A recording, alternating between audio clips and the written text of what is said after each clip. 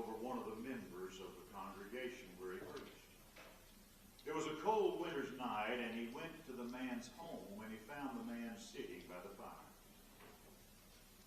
The man who'd been absent from church so often was somewhat startled by the intrusion, and he hastily placed another chair beside the fire. And then he braced himself for the rebuke that he was expecting to receive. And yet not a single word was spoken. The preacher calmly took his seat beside the fire and silently reached over to the fireplace tools and grabbed the fireplace tongs in his hand. And reaching into the fireplace, he took a glowing coal from the embers and placed it on the brick on the hearth in front of the fire.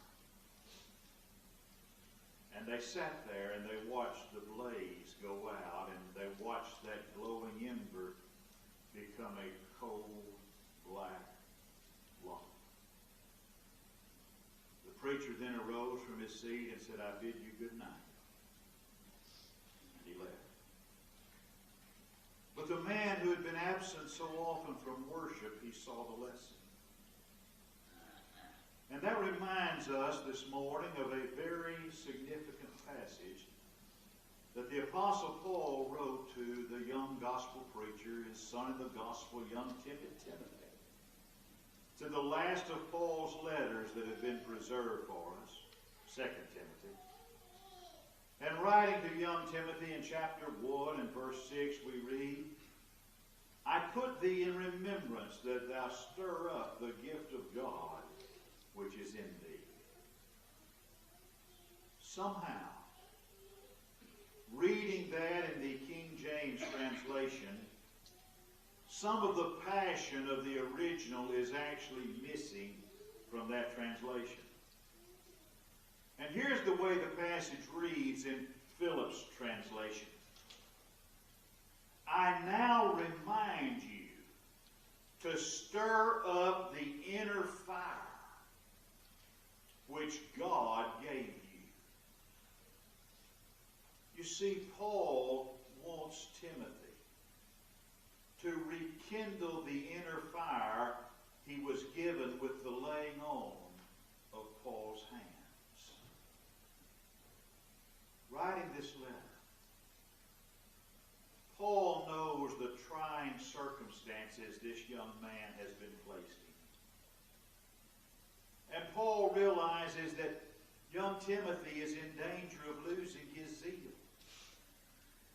He knows the temptation to let the fire of his enthusiasm be extinguished and go out. So Paul writes to him. And he says, rekindle the fire that is in you. Rekindle the gift of God that is within you.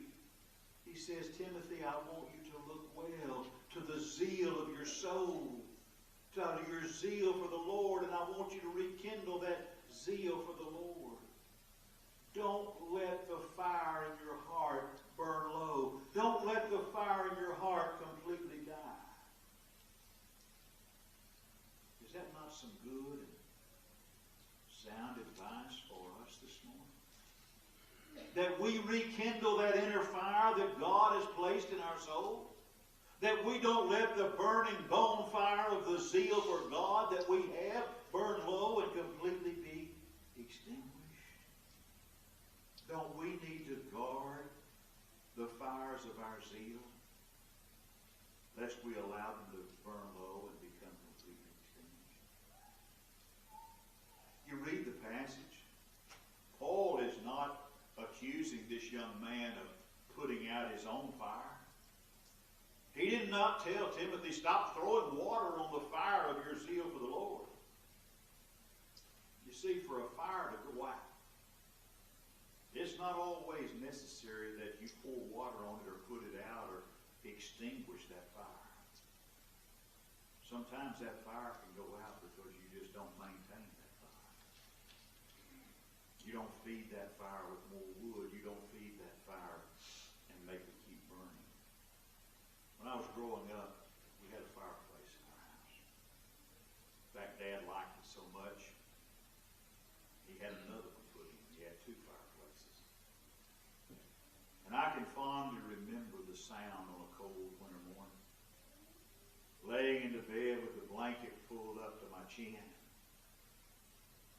and listening and hearing the sound of the axe out in the backyard. Because Dad was out there with some, we called it rich pine, cutting kindling so he could start the fire that morning. And when he would get the fire started, it'd wake some other people up in the house. But he had already started the fire, and he'd already broken the chill in the family room. We had central heat. But you see, Dad figured that the fireplace would cut down the use of gas from the central heat.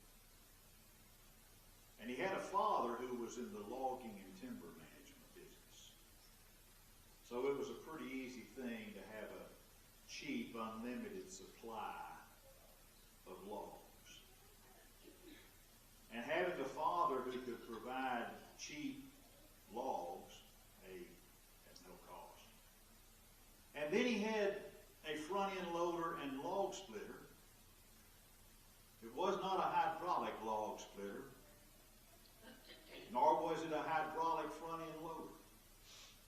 The log splitter used a splitting maul, 2 wedges, and a double bit axe. And the log splitter and the front-end loader were both powered by Granny Lois's biscuits and gravy. But Dad could go out on a Saturday morning. We'd go somewhere where Granddaddy had some of his crews pull up a couple of oak trees. Daddy'd start limbing those oak trees, and then somebody had to split those oak logs, and I was somebody. And somebody had to load them, and I was somebody.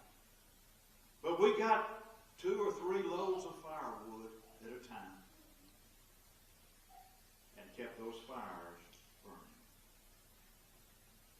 It was economical for the fireplace to supplement the gas heat. But when we would light those fires in the fireplace, all we had to do to let that fire go out and to let the chill of winter come back into the room, all we had to do was just leave that fire alone. Are you listening? All that is necessary for you to waste your talent, for you to let all that God has invested in you to go for nothing, is to simply neglect those talents, to just leave them alone. Paul is not accusing this young man of putting out his own fire. He's not accusing the young man of misusing his gifts.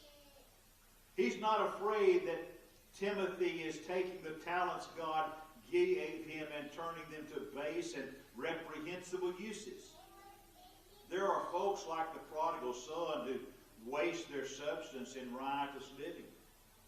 And there are others who waste their substance with quite respectable and quite decent living. In the far country, beside the swine trough, is not the only place where men and women squander their abilities. They are often squandered no less by those occupying pews in the church. They are squandered by those who are well-wishers of the church.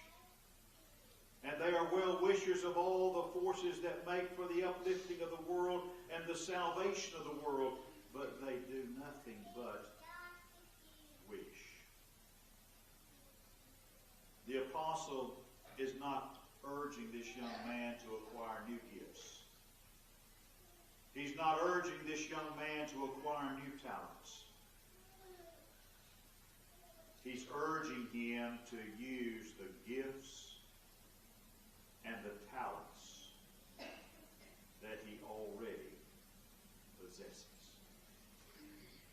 He simply is pressing home to him the sane and practical duty of actually using what he has. Rekindle the flame, he says, in your soul. It's not necessary to be able to sing as someone else can sing, or to preach a sermon as the sermon of the grandest of preachers. Your whole duty, my whole duty, our whole duty is to minister with our own hands, to walk on errands of mercy with our own feet, to speak as God has given us the power through our own lips. Our whole duty is to use the talents that God has committed to each of us. That's our duty. And that's our whole duty. Have you ever stopped to consider what a different church we could have and would have? What a different world this would be if we were willing to use our own gifts and our own talents as we imagined that we would use the gifts and the talents of others. We all know what it is to wish that we were as talented as certain other individuals were. We can imagine, oh, how much I would give to the church if I had as many resources as someone else has. Oh, if I was blessed with a voice like George Beverly Shea, oh, how I could sing and lift the rafters. Oh, if I could preach like Paul. If I could preach like some of the great preachers of yesteryear. Oh, just imagine what I could do if I could preach like they could. Well, I'll never sing like George Beverly Shea unless I'm in the shower by myself. And it sounds pretty good. And I'll never be able to preach like Paul. In fact, there are people that, I was telling someone the other night, someone said something, I said, well, I used to try to get things cheaper because I'd tell people I was just a poor preacher. And they said, yeah, we know, we've heard you. I have no delusions of grandeur.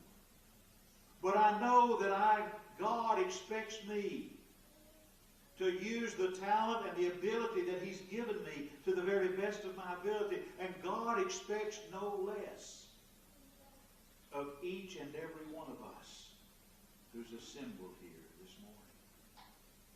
Right here, right now. God brings the same question to all of us that God presented to Moses. What is that in thy hand? God is not concerned what we would do if. God is not concerned what we would do with the talent of someone else. God is only concerned with what you and I do with our own talents. God's desire is for us to give Him what we actually possess. God's desire is for us to give to Him the full dedication of our talents and our abilities. I want you to look at this young man Paul is writing to, young Timothy. He's a Christian. Paul's not writing to a heathen. He's not writing to someone who utterly ignores Jesus and the church. He's writing to a young man about whose conversion he has no doubt. Because it had been Paul's privilege to lead this young man to a knowledge of Jesus. Paul referred to this young man as his son in the gospel. And Paul loved young Timothy with a passionate devotion. And with deep joy, Paul calls to remembrance the unfeigned faith that is in Timothy. Paul does not in the least doubt this young man's loyalty to Jesus Christ. But even in this choice young man, Timothy, he finds it necessary to urge upon him the necessity of rekindling his fire.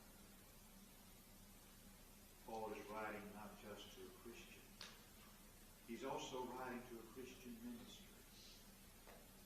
And Paul reminds him that he's been called to a holy calling in verse 9.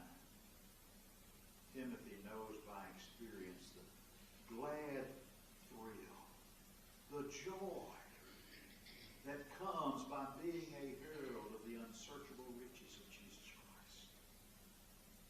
This is a man who's occupied in the most fascinating of all labors, spreading the gospel. But even to this man, Paul writes this urgent word: rekindle your inner fire. Do you wonder why Timothy needed that? He was in a hard situation. There is never a time when Christian work is altogether easy. And carrying on the work of Jesus Christ in the world has always meant and is always going to mean struggle and conflict. In our world today, in this 21st century, even today, it's hard to stand up for Christ sometimes if you truly stand up for Him. We don't face the stones and the physical persecutions of the martyrs. Not yet. If some have their way, we would. But we do face the ridicule, the criticism,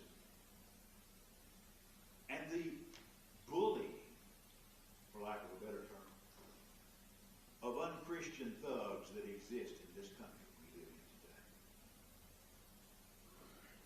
Organizations such as the ACLU, the Freedom from Religion Foundation, the Gay and Lesbian Alliance Against Defamation, and others that we could mention, Islam, radical Islam, they're rapidly gaining a stronger and stronger foothold in this country. And there are those that would like nothing better than to erase every vestige of Jesus Christ and Christianity and the church from every aspect of our national life. But if we think it can be hard sometimes today, it was exceedingly hard in the days when Timothy lived. Christians were very few. To go forth as a disciple of Jesus in that day and time was to go forth as a very small minority. But there was far more involved in this. It was to be scorned. It was to be hated. It was to be persecuted. It was to be imprisoned, and oftentimes it was to even be put to death. So Timothy, separated from Paul, his father in the gospel, he needed this message. Because without this heartening message, he might have allowed his talents to completely go to waste. And he also needed the message because he was young. His extreme youth necessitated that he hear this message. Timothy had not yet succeeded in growing up. He never did get to the place where he was impressive to look at. People found it easy to ignore him because he seemed to be such a youth. That's why Paul told him in his first letter, he said, "Let no man despise thy youth." Timothy also needed this message because physically he was not impressive. He was weak physically. He was not a man of a robust and vigorous body. He had an affliction of the stomach that laid him low time and time again.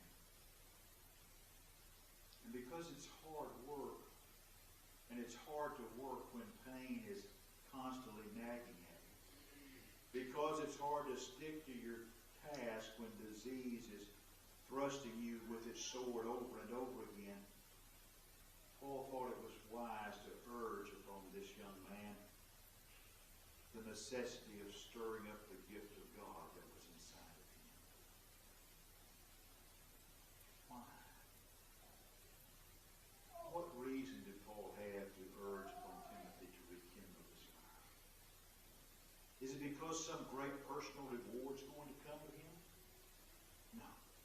no great financial return coming as a result of all of this. He didn't urge him to stir up the gift of God because he's going to be able to fill some pulpit in some large congregation in some great city someday. Paul offers no reason that would appeal to Timothy's personal ambition, nor would it cater to his cowardice. There is great need to rekindle this fire because of opposition. Evil men and seducers, he says, will wax worse and worse. He says there are those, and their numbers going to increase, who will have itching ears and turn away their ears from the truth and be turned to fables. And the time's going to come, he says, that many people will not endure sound doctrine, and they'll have a form of godliness, but they'll deny the power of it. He says, stir up this gift. Stir up this gift for the sake of your own salvation in giving him this task. In utilizing this gift to the utmost. Paul says to Timothy, he'll save himself. Because if Timothy will not use his talents, he's going to lose them. And he'll lose himself as well. If Jesus Christ emphasized any one fact above all others, it was the fact that to simply keep hands off and to do nothing, is the sin of all sins. Every parable of judgment that Jesus spoke, as far as I've been able to find out, is a parable pronounced because of a service with heaven. So what did young Timothy do? He responded. He stirred up the gift. He rekindled the fire. He won the fight. How? How did he rekindle the fire? How did he win the fight? He had some human help. No doubt Grandmother Lois was praying for him. And beside her in the secret place would have been his mother Eunice. There was the abiding memory that Timothy had of Paul, his father in the faith. It was also possible that there were some obscure saints whose name is known only in heaven who were praying for young Timothy. But he owed his victory to Jesus Christ himself. In spite of weakness, in spite of timidity, he dared to put himself into the hands of the Lord. And timid Timothy became a blessing to those of his day and to all future generations. What are you willing to do about rekindling your own fire? You see, most folks today are like the man that the preacher went to see. I've actually never known anyone that woke up one day and said, you know what? Been thinking about it. I'm going to quit the church. That's what I'm going to do. I've been thinking about doing that. I'm going to just quit the church. I've never in 50 plus years of preaching known anybody that did that. It happens like the coal that was removed from the fireplace and laid on the hearth. That gradually went from glowing hot red to cold black. It's a process that happens a little bit at a time until the process is